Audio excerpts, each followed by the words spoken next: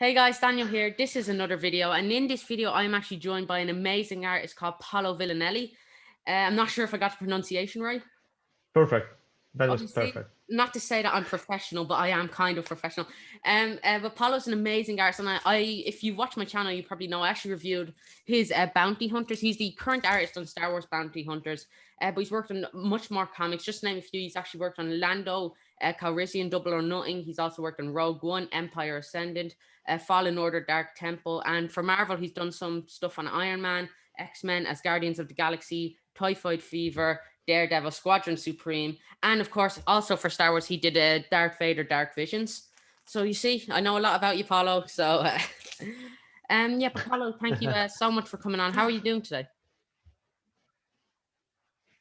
I'm good. I'm good. Thank you for inviting me. This is very nice. I love doing interviews for fans and Yeah, for it's of going to course be for your loads of channel. fun. I'm probably going to annoy you, but that's the way it is most times. Um, Go on. but yeah, no. So my first question for you is, how did you get into comics? Okay. It was. I mean, yeah, it's been very the usual thing. I mean, I attended a school when I was back in university. I actually have a major in economics, so I was doing something completely different. But drawing has always been a passion of mine, so I started attending classes in a school here in Rome, where there are many other artists working in American comic books. And as soon as I finished the school, I started working as an assistant for other comic book artists, and as like Elena Casagrande for Doctor Who, and Sarah P. Kelly for Guardians of the Galaxy. I was doing backgrounds and layouts, this kind of stuff. And after that, I started working for Boom Studios. That gave me my very first work, just an 8-page short story for, I think it was a Hellraiser. Yeah. After that, I started working for IDW on different titles. And after that, it's been Marvel for the last 4 years, I think, 3 or 4 years. I don't know, can't remember. So much stuff. Yeah, exactly. So growing up, was that always your dream to get to work in comic books? Mainly, yes. I always loved drawing and reading comic books. So working in in my line of work, which is doing something related to imagination, it's always been my dream. And at some point, I just realized that telling stories with comic books was something that I wanted to do. Yeah. Right now, that's fine. Maybe in the future I'll change my mind. I don't know. It can. Yeah. I mean, nothing's definite set in stone so far. So Exactly. comic books are fine so far. Yeah, they're okay. You can live with them. But you're actually the Yeah. current artist on Star Wars Bounty Hunters. So how much fun is it for you get to draw the book? What can you tell us about it? It's fun because it's a little niche in the Star Wars universe. It's a place where we can play with some of not main characters because they are like a side, the guys in the background of the main movies, of the main stories, Yeah. and that leaves us a lot of fun, a lot of freedom in terms of what kind of stories we can tell and what we can do, and all the situations we can imagine, all the planets they can visit, all the aliens that they can meet. It's really fun because I have a lot of freedom, and I think I've never invented so many characters and places like in this current run of Star Wars. I, It's really incredible. I know It the made it book is a lot of stuff. brilliant. But growing up, were you a Like, Star Wars fan? yes, I actually watched my very first Star Wars movie, when I was a kid, and I was at some relative's place with my cousin, and we turned on the TV, and boom, Star Wars was there. So it was incredible. It was incredible. I was like maybe 10 or something like that, 9, 10, something like that. It was incredible, and I stuck with Star Wars since. Even if we in Italy we did not have access to all the comic books and novels. We mainly had the movies and some of the video games, but all the stuff I discovered later, and it was like mind struck. It was like, oh my god, there's so much more to the Star Wars universe. It was great. And then, like, so obviously growing up, you are a Star Wars fan. So then, when you got the offer to draw bounty hunters, were you kind of like, like, whoa, like, were you nervous getting to start on the comic? I can tell you, I'm always nervous starting a new project. It's always like, oh my god, there's so much stuff to do. I have to create, characters, environments. I have to prepare 3D models for weapons and vehicles, and I'm like, oh my god, it's overwhelming. Yeah, I'd imagine so. So much stuff to do. So yeah, when I actually discussed the project the first time, I was with Ethan and one of my editors, Tom Grunman. We were at New York Comic Con a couple of years ago, and they told me what they had in mind for the future of Star Wars for that project. And I was like, oh my God, are we really doing this? This is going to be amazing. Because one of the parts that I think not all the characters enjoy is that there is like the main part of the saga is the Jedi versus Sith, Yeah. the Force, and all that stuff. And then there is all this the other part of the story that's like this Western style part of where there are these smugglers and bounty hunters, and they are fighting constantly for just a fistful of dollars. So it's really something that I've always loved. I mean, Han Solo is like my favorite character. Come on, Oh, of course. he's the best. Yeah, it is actually. But were you aware of these characters before you got into the comic, like Boba Fett and Bossk and Valance? Uh, I knew most of them except Valance, Yeah. because since he was part of the old comic book canon, I had no idea he existed. I think I saw him once before that, but I didn't even know he was part of the Star Wars. I just thought he was this cyborg guy. And then I had to do some research and prepare for the project and try to think of some ways to make him look like a little bit modern. Yeah. And I'm always trying to make some little small changes to his appearance in order to give him something more every time. Yeah. Maybe And one day we will change completely. You yeah, won't just even notice. change his race, like make him a Rhodian or something. Like just Yeah. one issue. Like don't even talk. Make him Jabba the Hutt or something. Just don't even talk. Yeah, that'd be good. Um. But yeah, so enough That's Jabba it. the Hutt talk. What was my next question? And yet, did you feel like, because when it comes to Valance, he's a character that not many people know. So if you maybe draw him in a different way, people aren't going to be like, "What? This isn't Valance." But when it comes to Boba Fett and Bossk and like all these characters who have been in all these films, did you feel like, right, so I have to get this perfect, or else fans would be on my ass about it? So did you feel a bit nervous? Yeah, I'm nervous about that, of course. What's like keeping me,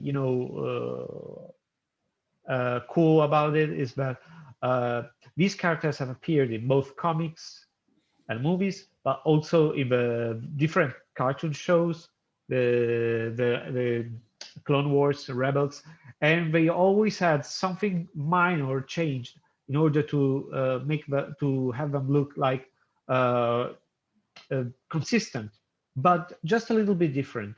So at some point you realize that you can't have them look exactly like the movies because it's not feasible in comics. Okay, they can't be in every page, in every panel, with all the gear and all the stuff they have. And I mean, if you look at Bossk's hand, it's completely pointless. If you look at the original costume, there's no way that that hand can work and it can hold a rifle, shoot, grab a knife, nothing like that. So, you have there's some room for, improvement, a little bit of change. But yes, I mean, having the right appearance for the characters is very important.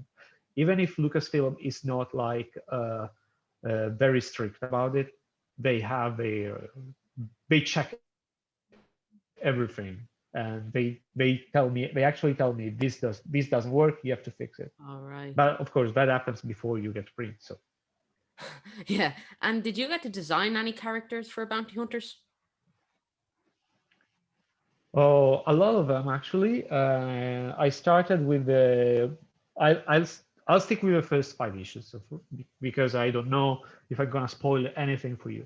I've read So them all. of the original 5 issues, yeah, of the original 5 issues, I designed basically every character you see that's not from the original Star Wars. Wow. All the different clans and bounty hunters, and uh, and that was done with some with some help with my editors, of course, and to some degree also with Lucasfilm, because the major characters have been discussed with them. The original appearance for Lash and for the four, I don't remember his name, the guy with 4 arms, the other bounty hunters, The other, uh, literally, there's every the Star other Wars one with, character has like more limbs than they need, so that yeah, could be I know. anyone. There's, Yes, I know. The guy with the snake tail and the 4 arms. well, that could be anyone in Biner. Star Wars. I know. I'm sorry. No, you're fine. You're fine. Anyway, the major characters, they have been discussed. They looked very different in the original versions, Are you thinking of and I Ula? Uga? It's like Ula something, is it? He's. what? Are you thinking? I think I know who you're on about. The snake arms, not the 4 arms. That's gonna be Is it Uga something? Oh, oh. Yes, yeah. Yeah. I think it's that one. That one. Yeah. I hope that sometimes I'll have a chance to have many of those preparation sketches and studies published in one of the collections. Yeah. Like in the paperback now has as a final page they have uh, the schematics for ballots. But I hope in the future we got room to put more stuff, because I have like tons of materials that they will never see the light otherwise. And out this may be a hard question, but do you have a favorite character to draw? Or I'd imagine just the easiest, because your pages are so detailed. And when I look at them, I think, oh my God, if I had to draw that, I'd be so like, and like literally just some of your page, like the opening page of issue 1, like the buildings are just so detailed. And it just amazes me. But Okay. was there a character that's either your favorite or just the easiest Uh, when you saw it? okay. I have like a favorite character, and that's obviously Han Solo. But the favorite character to draw, I believe, is I think he's actually Darth Vader, because Wow. his look is so iconic and it's so beautiful. Even if it's a little bit dumb in some parts, like having a big remote control on his chest. I don't like that part, but whatever, it's okay. The mask is so cool, the whole concept is so good, and it's so fun to draw. Even if it's a pain in the ass for him to move, because he, it's like it's not feasible for him to do most of the movements he does. So, but it's so fun to draw. Imagine. About about the page that you showed, the very first page, I actually cheat because I use a lot of 3D models, and that means that I work a lot Yeah. in trying to put it together in order to make it look very cool, and there's a lot of detail. So I actually save time for that, but That's there's a lot good. of detail anyway, and it's Don't worry, sometimes you do, I won't report you to any of and the the result is That's good. between us. No editors have to know. But yeah, you talked about getting to draw Darth Vader. How much fun was that? Because he's a character who's like, he's kind of the most brooded. He's like the Batman of Star Wars. He's just tall and angry, and he's dark, so you can't Yes. really. So, what was it like for you to get to draw Darth Vader? Darth Vader was immensely fun, especially because I love to draw and use a lot of black to, to create balance on the page, to work out the separation between characters and background using black and white, something that I love to do, especially because I in Italian, traditional Italian comic books are just black and white, so there is a lot of study in that part, and I think that it reflects in my actual way to I draw, in the way I draw, because I try to do that a lot. and Darth Vader is basically a big uh, spot of black on the Yeah, page. So it's perfect in that way. It's so fun. it's an ink. The story I had a chance to draw, yeah, the story I had a chance to draw was about a kid telling a story about Darth Vader. So what we actually see, we have no idea if it's true or not. It is just his version of events. So we went crazy with what Darth Vader could actually do and do not. Yeah, So we cheated a lot on that story, and I had like this big pages with him doing crazy stuff, very manga style, because I figured if we have to do a lot of action with Darth Vader, let's put everything in that and go crazy. and you got to draw Darth Vader Great riding an fun. alien horse, and you got to draw him like jumping with his lightsaber. So I mean, it's Yes. not a bad issue to get to draw. No, No, no, it was actually really fun. yeah, and like, do you have Very a fun. preference when it comes to like either drawing Jedi or bounty hunters? Because you've gotten to draw both for, of course, bounty hunters, and for Jedi Fallen Order, you've gotten to draw a few Yes. Jedi's and stuff like that. So do you like one more or the other? Um, I'm not sure. I mean, I think that it depends. It depends on that's part of everything an artist does on the page. If you get to do the same stuff over and over for too long, you get bored. And if the artist gets bored, it shows on the page because the pages are not more, they are not that entertaining. You start looking for less innovation in the page. So uh, whenever I feel I've done enough on a project, I try to change as much as I can. So drawing the Jedi's, drawing the bounty hunters, it's been equally fun. Yeah. I've done a lot of bounty hunters so far, and I plan to do more if I can, because it's got more variety. They see so much of the galaxy, and so we can have them use guns, we can have them use them swords or spears or whatever. There are fist fights. That's a lot going on, and some stories are gonna be spooky for the atmosphere and the locations. And some stories are going to be a little bit lighthearted. So so far, Bounty Hunters has proven to have a little bit more variety. But one day, I'd love to go back to Jedi's, of course, because I have so many comic books with sword fights, and I have to use them for reference. Oh, So okay. I can't So it's wait to not a do that waste of again money. as well.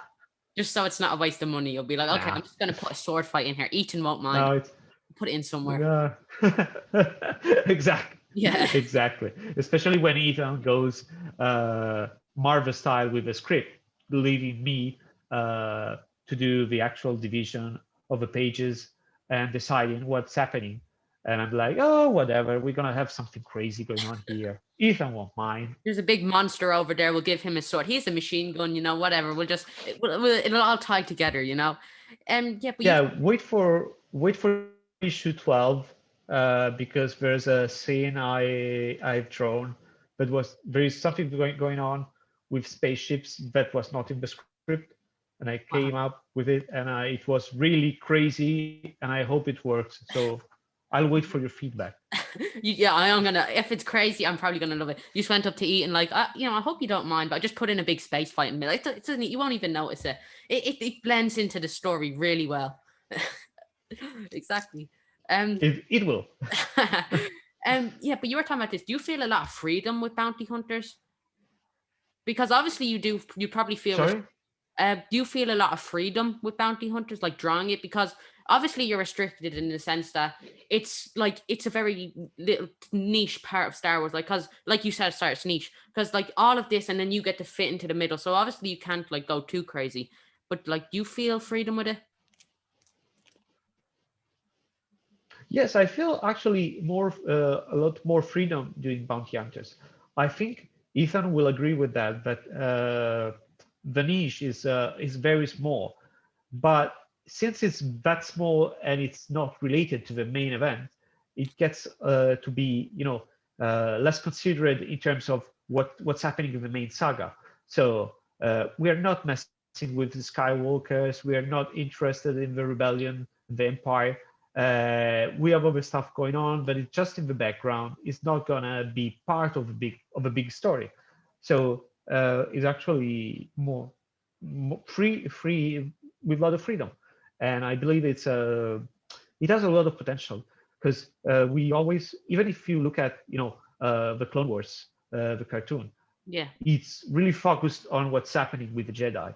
But if you think of the last season, there are a couple of episodes featuring Ahsoka Tano on Coruscant, working as an engineer with a couple of smugglers, and that part actually could be a show on its own Yeah. because there's a lot going on that it's not related to a main story that can be expanded and explored. Yeah. And I think it's the reason why it's so difficult to create prequels and stories that are part or they are related to the main saga. They they are very difficult to fit in, and they don't have a lot of freedom. If you think of movies like Rogue One or Solo, they are very they don't have a lot of freedom. You know what's going to happen at the end, right? Yeah. Right when the movie starts, you know what's going to happen because you know the main story, of course. Exactly. Bounty Hunters has a lot of freedom from that. Yeah, I'd imagine so. But and when you started this, was there a character that you didn't really know much about, and you were just like, okay, well, I'll draw that, and then as time went on, you kind of started liking a character more? Did that happen for you? Uh, yes, and it's not actually one character; it's actually two, and it's Forlom and Zuckuss, Oh, the of two bounty course. hunters. They were just like the bug-eyed guy and the droid from an old scene Guy, in guy. Empire Strikes Back. I don't think I've ever seen any like toys or other stuff with this, but two of them. So when I read the script the first time, okay, we're gonna have these two in the script in the fight, and I was like, oh my god, who are these two guys? I will never be able to work with that. But in the end, they proved it to be very fun because they have this weird thing going on between them that it's so nice. They're Yeah. crazy. And I was gonna ask you a question about one of them, but I don't know which is which. So I'll just say the robot one. Okay. I was literally, Yeah. this is like Uh-huh. I don't think anyone knows which one it is. You probably know now that you've drawn them for. I know because yes, because I finally figured out after a couple of issues. I think Forlom is the droid, and Zuckuss is the other guy. Yeah, they I should, think, but you should just get I like a might be wrong. Sharpie. You should just get a Sharpie and write Suckus on one of them and then like Forlum on the other. And then, Yeah. we'll never mistake them again. I'd be a great writer, wouldn't I? Just give them a big t-shirt that says Suckus on it. It'll blend in so Yes, well. exactly. But with robots, like, because Suckus or the robot one, no, Forlum. Um, Forlom. yeah, Forlum. He's a few fight scenes. So and is he like C3PO like that? So did you try not to make him too much like, like, because he can't move like a Yeah. so did you try and make him seem as stale as possible? Just like what I was telling you about Bossk hands, Forlom is not supposed to move at all, basically, because it's just like 3PO. It's just supposed to move like this. And I try to do my best to have him move around and show what I can, but it's so difficult. And I think that he has his own style and his own way to move, Yeah. and that happens with all the characters. I also try to think carefully of how they are supposed to move, and like Bossk is more like this raging animal, much like is shown in a couple of episodes of the Rebels show, while Zuckuss is more like this subtle guy, and Forlom is like just like a big metal machine. So it doesn't give a shit if you punch him or if you kick him. It Yeah. doesn't matter. Even if you blast him, he's probably gonna stand up and be like it go like this. like Terminator and come try to get you. Yeah, you've gotten to draw like literally almost all of the main bounty hunters in a book. Well, it's not really much of a surprise. The book is called Bounty Hunters. But you've gotten to draw like Boba Fett, Zuckuss, Forlum, Dengar, Bossk, and like you've gotten to draw all these characters. And that's pretty crazy because now you can watch the film on Empire and you can be like, I drew him, I drew him, drew him. Uh, Sure, exactly. yeah, but another book, speaking of characters, you actually also got to work on Lando Double or Nothing. So what was it like to get to work on that? That was actually really fun because I had access to some of the material from the solo movie. So I actually had a chance to have a look at Lando's wardrobe before it was actually shown in the movie, and I was like, "Oh my God, the shirts were so crazy! You're like, What's going on in this movie?" And I was like, but it was fun. It was actually, I think that that story worked as well because it was part of a character that's not really being part of a Star Wars franchise so far, like many of the other main characters. And it's a shame because I think that it's got a huge potential, and I think that Daniel Glover did an amazing job portraying Lando. He yeah, should be given a movie on his own, and it was so good. And it was really fun because I was basically tying. We had a story that was actually tying up with solo movie, and it was featuring the main Lando and his droid friend, and it was really interesting. That story as well was featuring completely new settings, completely unseen planets and characters, and it was actually really fun. But in a different way from Hunters, because uh, we were still very connected to the solo movie, so we yeah. didn't have enough room for doing some crazy stuff. In the end, we knew that Lando's spaceship, no matter what we did to the spaceship, it has to look that way that is shown in the movies. So unlike Valance spaceship that we can change, we can upgrade and fix our however we like. That's we didn't have that room for improvement. I mean, I So cannot come up with a new outfit for Lando because all his costumes are already done. He's supposed to look that way with a yellow shirt, like in the movie. maybe you could have gotten away with it if you just put in a big space fight in the middle. Just don't even just give it to the outside. Say, oh no, I think that was on the script. Just publish it. Don't ask any questions. Um, I we've wish. actually got to draw the Millennium Falcon. So, and you've gotten to draw like, I'm just mild spoilers for Bounty Hunters. Is it? I'm not really sure, but Carbonite Solo does appear. Is that really much of a Yes. spoiler? So you gotten to draw him in Carbonite. You've gotten to draw the Millennium Falcon, and you've kind of gotten to draw like things that are kind of like Lando, who's friends with Han. But have you ever really gotten to draw in any of the? But don't. And maybe he might come up soon, but just maybe don't talk about too much of that. But in the past, have you gotten to draw Han Solo?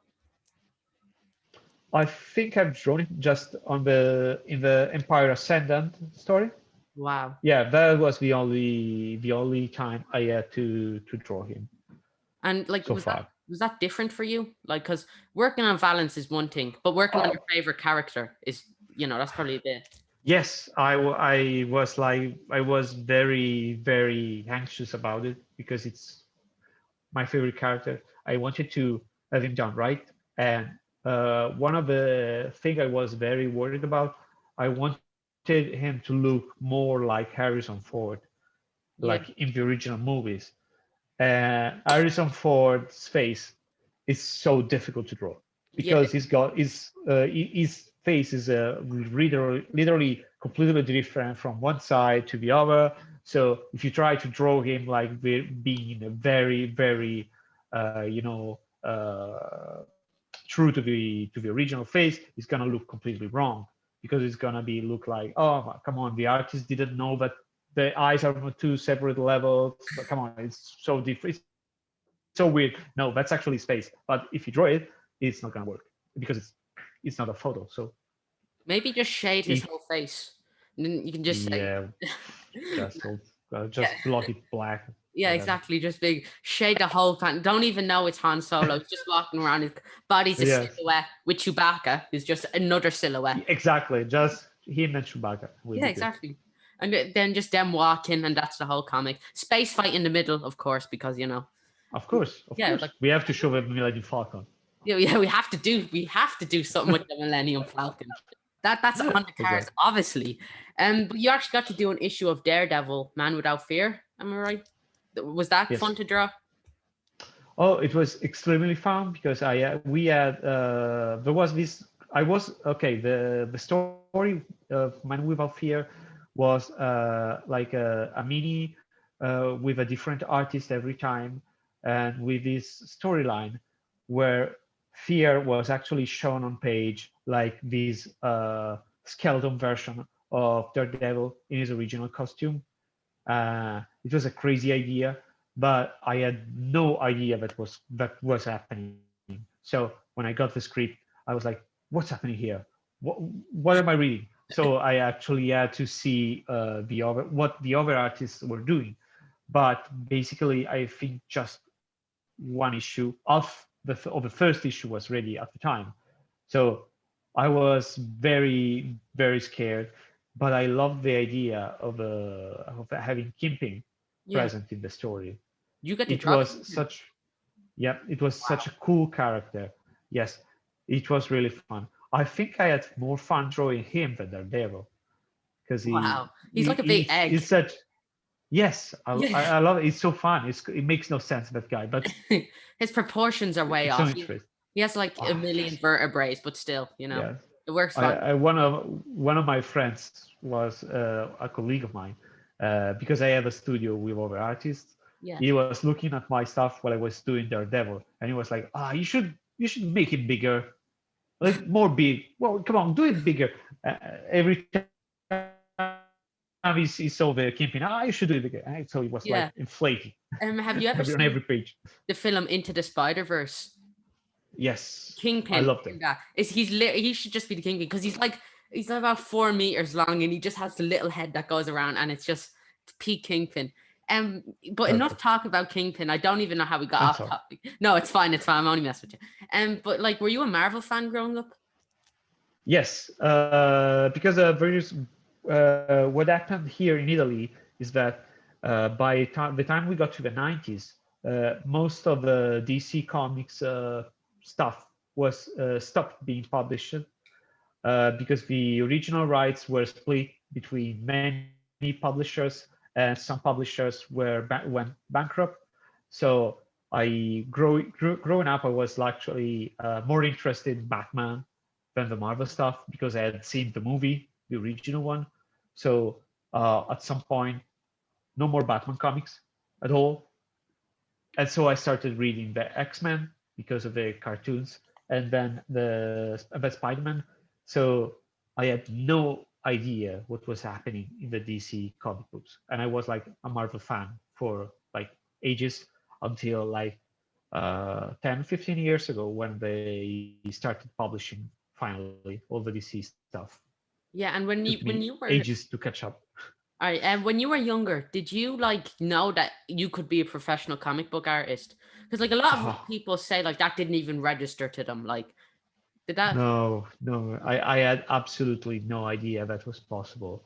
I mean, it's probably something related to my generation because I think my generation was one of the last to actually grew up without internet. So we were growing up without the concept of being able to communicate with the rest of the world in real time, sharing so much data. So I, in my head, doing comics was supposed to be like either you go to America and do comics book there, or you stay in Italy and do comics here, but you will never, but you won't be able to do American comics, of course. So being a professional was not on my in the realms of possibility.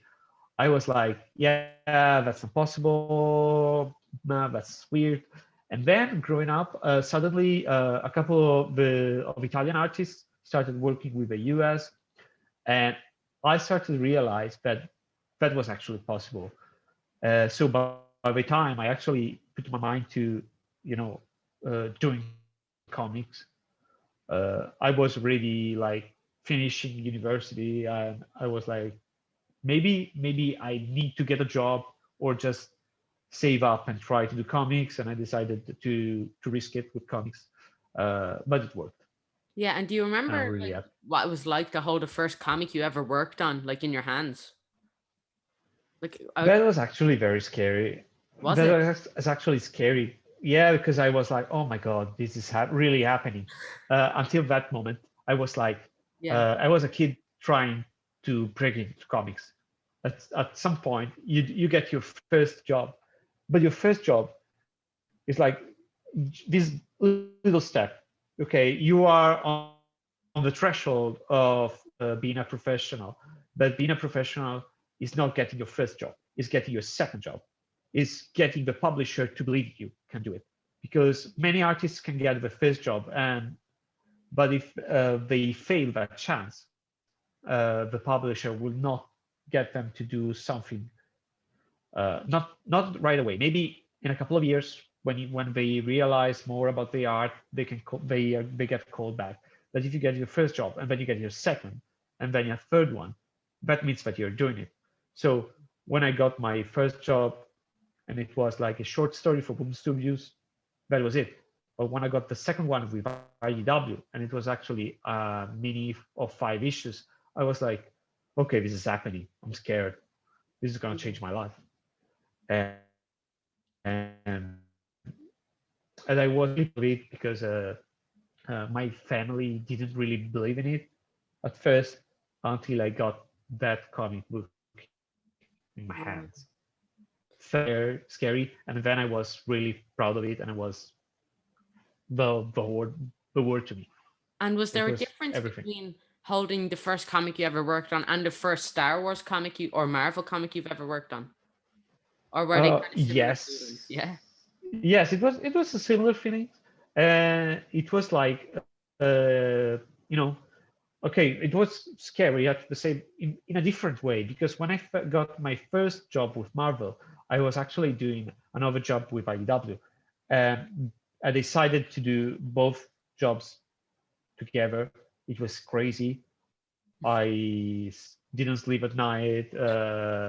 My girlfriend hated me because I was completely going crazy, working all the time. My family basically didn't see me anymore. So I didn't even realize what was happening. I didn't even register it, um, until at some point I like stopped and I had like a break, between jobs, and I was like, wow, I'm working for Marvel Comics. And I was like, this is scary. This is really scary.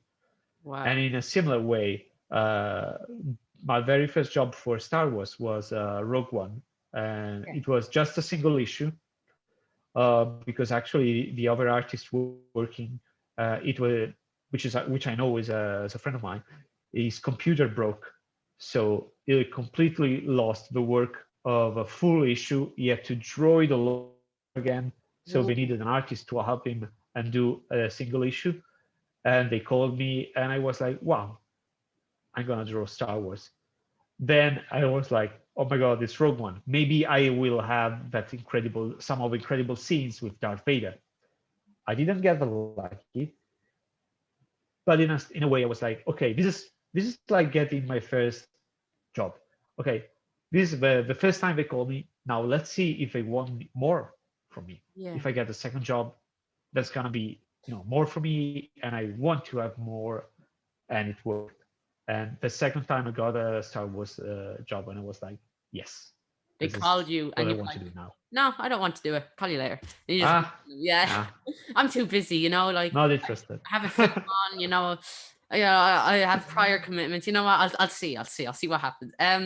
Yeah, but like, so getting to work for Star Wars, is it strange for you to hold like do you get? I imagine you get like comps of bounty hunters, but you like, is it strange for you to flick through it and see, oh, there's Boba Fett, I drew him, and then like you actually got to draw Star Wars. So like, is it Um, look at these comics? yes, it's a little bit it's a little bit weird at first.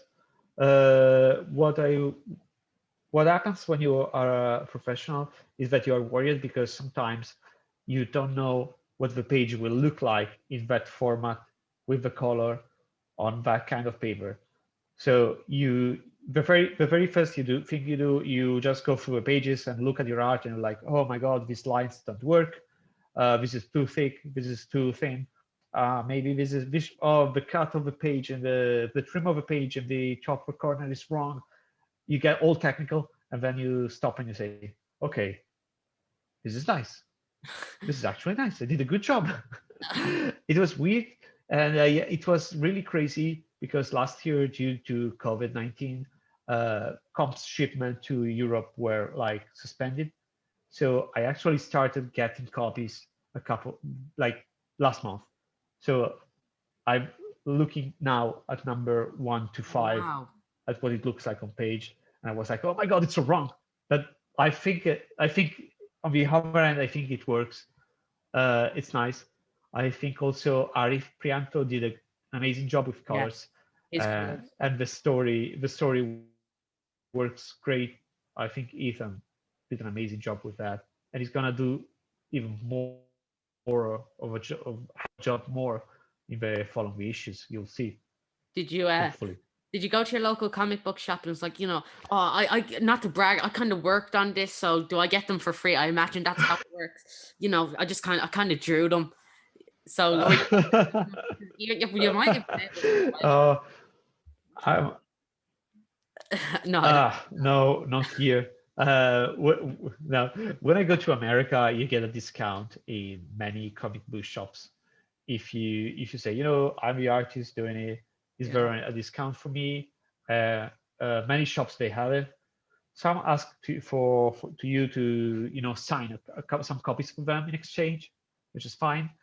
And Italy is a little bit different because there are not many shops selling the original American comic books, so you have to wait for the Italian edition, Yeah. and the Italian publisher is not gonna send you any copies at all. You want it, you pay So for it. Yeah. What's it? But yes, I'm yeah, not gonna pay for it. no, you have some morals left. But sorry, do Yes, you come draw on. digitally or do you draw like pen and paper traditionally? I I usually work digitally because it's very easier for me to do changes according to what Lucasfilm thinks that we need to add or change in the pages. Uh, I could do that on paper as well, but it would take more time for me to move things around. The page will probably look a mess at the end with a lot of patches all around. Unfortunately, it's something that I cannot control because sometimes Lucasfilm have some requests that come in very late. So I mean, it's not like, it's a mistake because I didn't pay attention, so I need to be more careful. No, sometimes it's completely out of my hands, so I don't have a chance to fix it.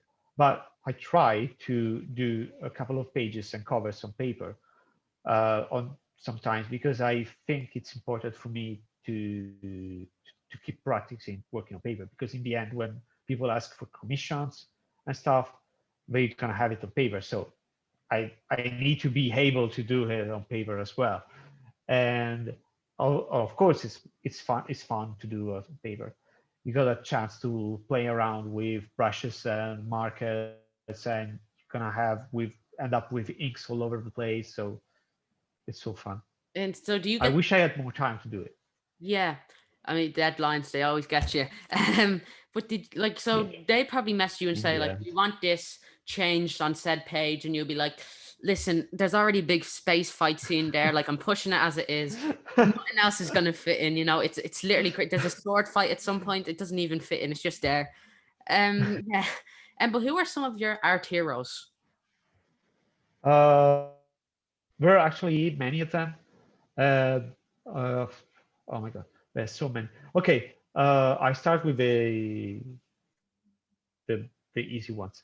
Okay, definitely Stuart Immonen, Yeah. the artist. He did some Star Wars issues a couple of years ago. He's done an amazing work on Ultimate Spider-Man and Ultimate X-Men and Ultimate Fantastic Four in the early 2000s. And you probably know him. He's drawn pretty much everything. Then there's Olivier Coipel. Oh, yeah. Uh, his very first work I'd seen out of him was like it blew my mind. It was so impressive. And also there are a couple of artists I personally know that I think they're amazing, like Mahmoud Asrar is is amazing. His work on the X-Men with Pepe Larraz as well uh, is completely incredible. And also Sarah Piccioli as well. Yeah. I think she is one of the best artists of right now at Marvel. They should have her do more stuff because she's amazing. Yeah. She should be doing more. Then there are like tons of Japanese artists I love, like Otomo from Akira. Yeah. And also there is the artist that drew Death Note. I don't remember his name because it's so complicated.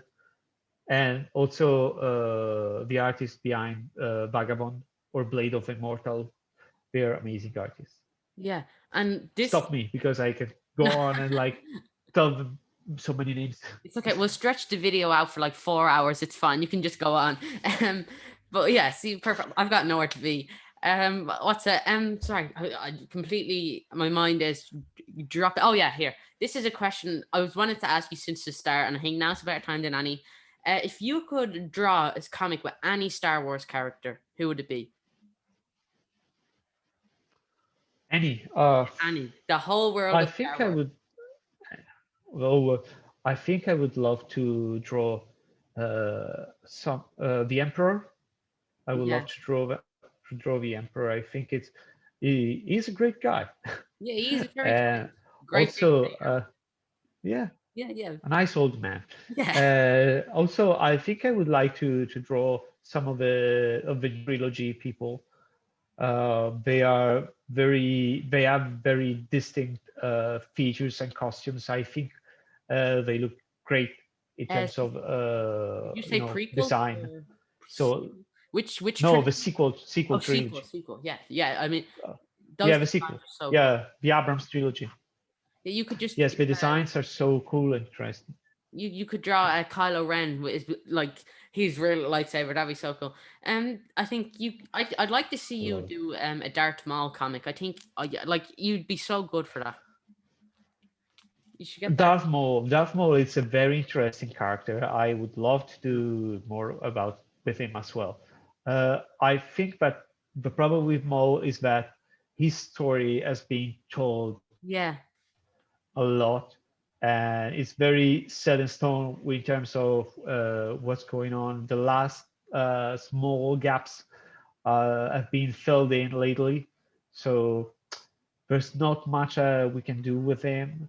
We you could But I would love to do that. you could Like, draw a comic about Darth Maul's legs because we don't actually know where they went. So you know, see a comic about Darth yep, Maul's legs. why You'll not? see him a brilliant writer. They Why just get not? up and they walk around, and yeah, Why they go to the not? galaxy. Maybe Valance comes across them or something.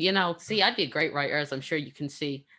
Exactly, So I'm not gonna go. Sorry, Ethan. It's I a don't great mean to story. You come for should. your job, but yeah, I what can I say? I'm an idea man, I suppose. But you also got to work on Iron Man for Marvel. So, like, what was that like? Because Yes. Iron Man is kind of such Uh, an iconic character. Like, if you tell someone who's Iron Man, they'll know yes. who he is. Yes. Iron Man is a kind of character that many artists hate a lot because the armor is so complicated to draw, and sometimes you just get bored doing all those lines, corners and stuff. but it was really fun. Even if I didn't have a chance to work a lot on that character, uh, I didn't have a chance to work on his actual armor, like doing a design for a new one. That would have been fun. But it was great because I actually designed the medieval suit of armor he had in fact one of the two issues, and he was actually fighting a dragon. So Yeah. it was okay. It The was really dragon wasn't fun. even in the script. You Yep. just added him in. You just thought it would work. Oh, I would love to take credit for that. But Yeah. Gail Simone did an amazing idea with a dragon, Yeah. and I went like full Dark Souls with that. I just wanted. I thought it was odd when in Iron Man there was a space fight. I didn't know how that fit in, but I mean, I don't know. I guess it worked somehow when there's a big space fight that you drew. Um, but yeah, so another question I wanted to ask you. I'm not sure. Maybe I asked you this, but is there a hardest character for you to draw? Like one, like because you've drawn a lot of characters. Is there one character, What? a Sorry. hardest character, like one that takes the most time, or that you have to get the deep? Oh, the hardest character. Um, I think one of the hardest characters I never had a chance to draw Wolverine, but I think he's very hard to get him to have the right look. Just make him small and you're fine. It's very yes, exactly. It's very. I think he's got an icon. He's one of his characters that have a very iconic look, and if you get it wrong, it will not be Wolverine. It will be just a random guy with a costume, Yeah, just a short and guy with little it will claws. just Yeah. it will just look weird. It's so difficult, and that's why I think that the artists who did it justice to that character are just so few. And but what they've done has become like a legend, like Barry Windsor Smith with Weapon X. It's just amazing. That story is like perfect in every Yeah. sense. And growing up in Italy, could you like were comics easy for you to access? Could you go to like a shop and just get them? Were they easy enough or Actually, yes, they were actually very easy to come up with because back in the day when I was a child, comics were actually sold at news agents. So it was actually like a 5 minute walk from my place or from my grandparents' place, yeah. or in the summer wherever I was. I should actually go to a local newsstand, and you could actually get all the comics you want. And I actually didn't even know that comic book shops existed until I went for I was like 13. Yes, I was 13, and I visited England for the first time, and I got into a comic book shop, and I was like, wow, so much stuff. So I was like, Like you're just looking around. I amazing. want that one. I'll take it, ma'am. This Can is I get crazy. that one? Can I get that one? Yeah, I want everything. I'm gonna buy all the stuff here. Who's that? I don't know. I still want that. I want to. Yes, exactly. Yeah. Exactly. I remember that I was browsing comics, and I was like, what? Superman versus Alien. I have to have this one. It makes no sense, but That's a I want given. it. That's a given. You just have to have that one. Man, 90s comics, they're just so weird. I mean, they work, they're just so good, but like I don't know. I will. Someone was smoking something when they were being writing that because it's crazy looking back. And Yes. what were we on about? And yeah, but like so now you have a local comic book shop? Yes, I actually there are actually two local comic book shops I go to. One is the Forbidden Planet here in Rome, Do they because it's stock bounty obviously one hunters? of the bigger places. Do they have bounty hunters? No, they have the Italian edition, because Oh, it's weird, but they oh, don't get comic books from the US anymore. And but there is another local comic book shop, smaller, and they actually have take orders for American comic books. So I order from them when I want stuff from America, and the rest I try to get them from either Forbidden Planet or other places, shops that I know of. because I think it's important to support them. I mean, one of the things I missed a lot with COVID was going to comic book shops, and not just in Italy. I mean, like in the world, missing the New York Comic Con and the chance Yeah. to visit the show and visit all the amazing shops in New York, or even missing the comic shows here in Italy, like Luca Comics, that is like one of the biggest in the world. And it was a pain because they got so much stuff, and it's so fun to go around and look at all the stuff. It's fun. Yeah, It's a big. I think it's a nice part of buying comics. yeah, and like, do you have any action figures for when, like, for reference or anything like that? So would you be like, hey, Marvel, hey, Disney, I'm about to draw Boba Fett, so I kind of need just one big statue, or maybe four of them, just to be safe. One Bossk figure. I don't ask for much. You can just send it. They don't I support wish they would send artists all that stuff. them. No, Nope. no, none. You have to buy it Not a yourself. chance. I have to. Yes, and I think one of the if Lucasfilm is hearing me on this one, I love to use for reference the X-wing miniature game, because they models are perfect. The proportions of the spaceships is just right. So I have the Millennium Falcon. I used it so much that I actually broke it. Why you're going I like, need a new one. So Lucasfilm. Yes. I was using it for work. They yes, it's work, of course. Yeah. And they got so much. The models are so cool and so perfect. They were even better than the 3D models that you can find around on the web.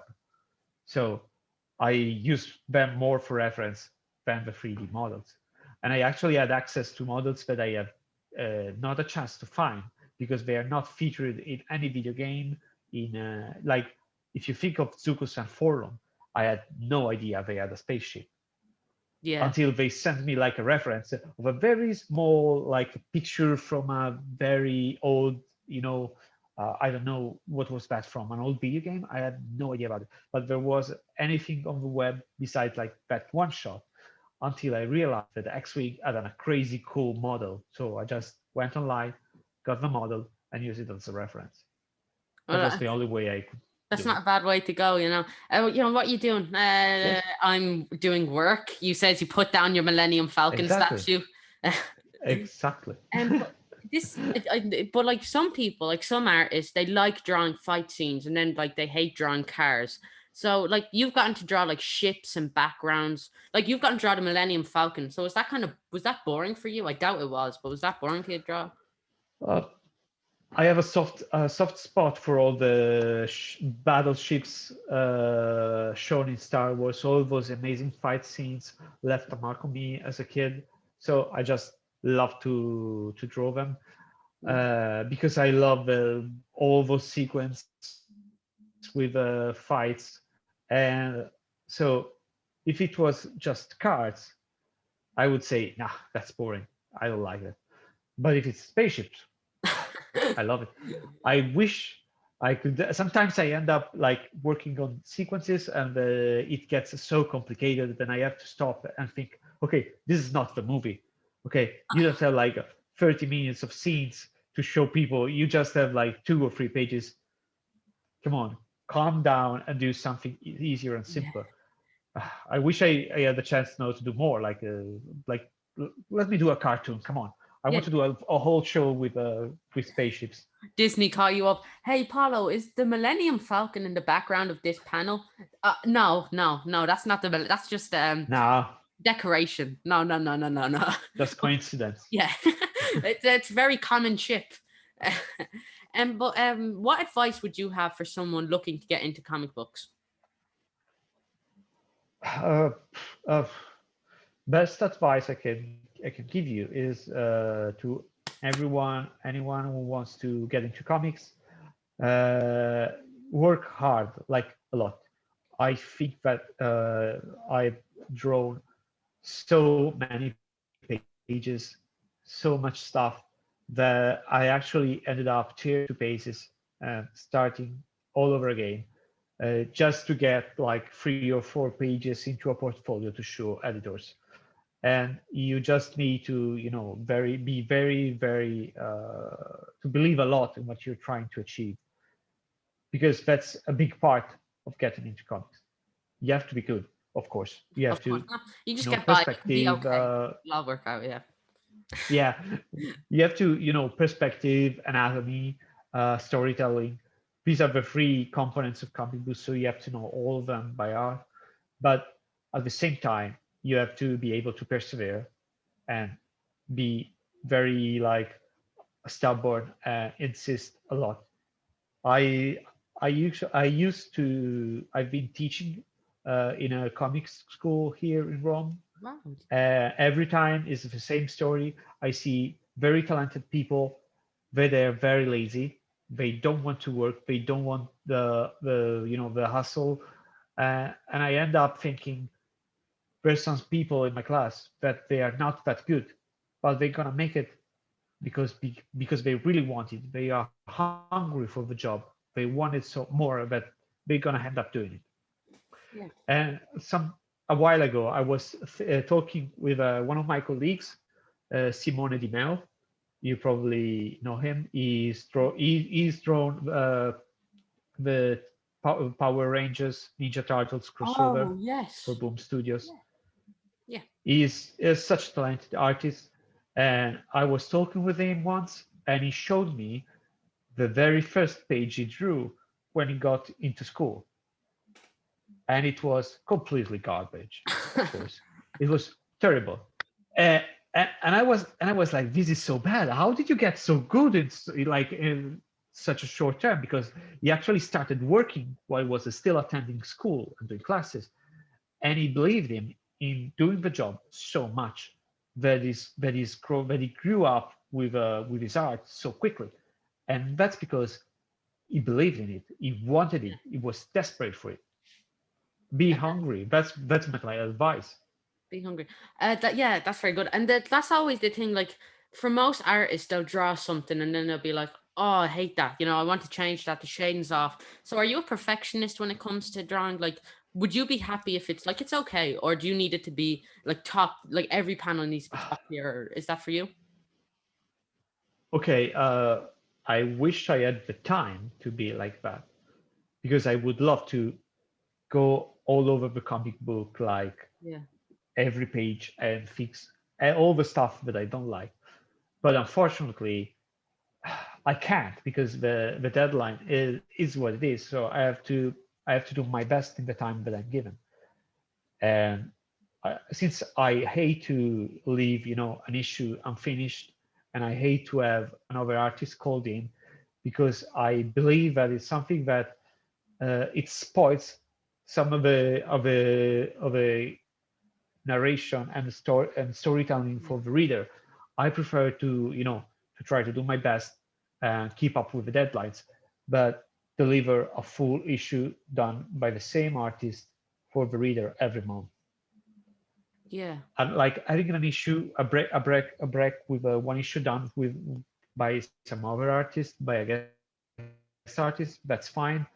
But I would hate to have to share the art with someone else, because it would hurt me, because it would mean that I was not able to to do my job. And I would love to go all over all the details, all the anatomy, all the perspective, every issue, and figure out what's not working. But unfortunately I can't. So I try to be a perfectionist as much as I can. Yeah. But And like, I think you're putting on that the art no, isn't great. Like you're okay, but the art is it's amazing. Like I look at it and I think, man, yeah, I know, but that's a matter that's a matter of perception. yeah, Most of the artists will tell you, "Oh, my stuff is crap. Don't look yeah. at it." And then you look at the stuff and you're like, "Oh, are you crazy? Come on, this is great." But it happens all the time. I know. You're your own greatest critic, I suppose. But Yes. I don't think there could be a better way to end it. Is there anywhere people can check you out? You can follow me on Instagram, Facebook, or Twitter, but I would suggest people to go on Twitter and Instagram, because I don't use Facebook that much. It's noxious. I hate Facebook. So I'd rather have people follow me on Twitter, on Instagram. And that is, oh, and actually, another thing I want to talk to you. So that's Twitter at Paolo Villanelli. Yes. Yeah, and Instagram's just Paolo Villanelli. Link, and you actually do you have a blog spot, a website, or do you have a website? I had one a long time ago, but I haven't been updating it so much. I'm very lazy when it comes to posting stuff online. Yeah. 2 social networks are as much as I can manage. Yeah, and I'm then sorry. no, you're fine. And you actually have variant covers for Star Wars: The High Republic coming out soon, I think. Yes, there are a couple coming out soon, and I think because I'm getting confused with what's been announced and what's not. Yeah, so just make sure So not I to. believe the latest one, the last one, the last one that was shown was that was the one for issue 3, Yeah, the variant cover for issue 3, I believe. Yes, and and it's a homage to a classic Star Wars cover by Mathieu Lefray.